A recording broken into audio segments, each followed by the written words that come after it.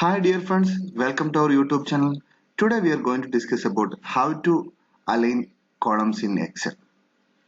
Here you can see this is my table. In this table, serial number, name, employee ID, age, address, contact number. But these columns are not properly fit in this Excel. So how we can align it properly in a simple way? I will show you. Select entire columns, then use the shortcut. This is a shortcut key, Alt H O I.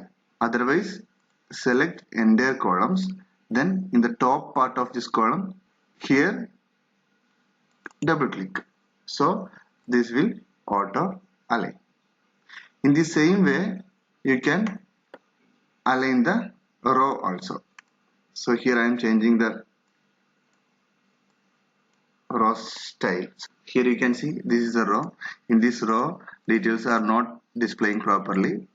So how we can set this auto align?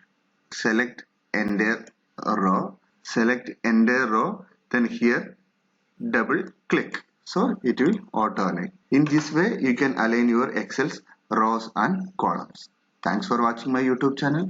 Please subscribe my channel for getting